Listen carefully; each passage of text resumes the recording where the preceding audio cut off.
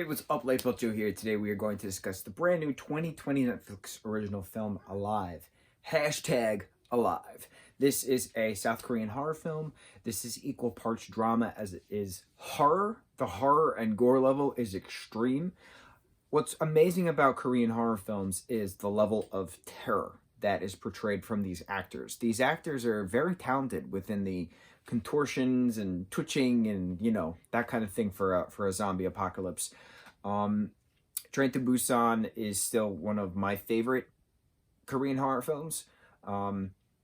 It is quite eye-catching and quite a dynamic story to take place, but this is pretty neat as well. So this is mainly a horror film revolving around an apartment complex. So the zombie apocalypse starts. There are random survivors throughout this apartment complex in South Korea, in Seoul, and you know, what do you do to survive?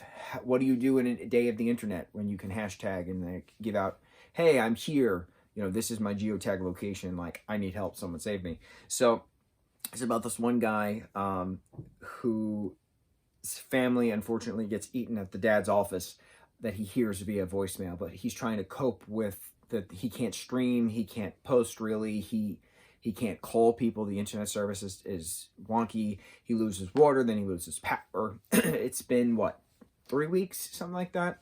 And then a girl across from him of the complex sees him trying to hang himself, so she stops him with a laser pen to show him that he's not alone after she tried to hang herself and her rope broke. So it was an interesting dynamic of them saving themselves, essentially, but then realizing that they saved themselves because they wanted to live, they wanted to stay alive and not become one of the monsters. So eventually they form a plan because the 8th floor of his complex is vacant, or so they thought. And so they both jump down and try to get to, you know, one location to then take the elevator to the 8th floor after a massive battle. Then somebody eventually finds them, brings them in, helps them, that we think, but it turns out he just drugged them and tried to feed them to his zombie wife.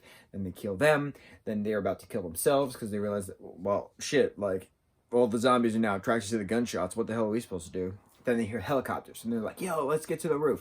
So then they get to the roof, and then they don't see helicopters, and the zombies break through the doors of the stairwell. Then eventually the military comes, saves them from the rooftops, and then there's broadcasts, because now that the internet is slowly coming back on, because it's only centralized to the metropolis areas kind of a thing. It didn't go beyond that, suburbs or rural. And so they hear via news that the geotagged posts of I am alive or I will survive, things like that, alive, are helping first responders helicopter to the buildings that the people are still, you know, in. It was very dramatic. It was a very neat thing seeing someone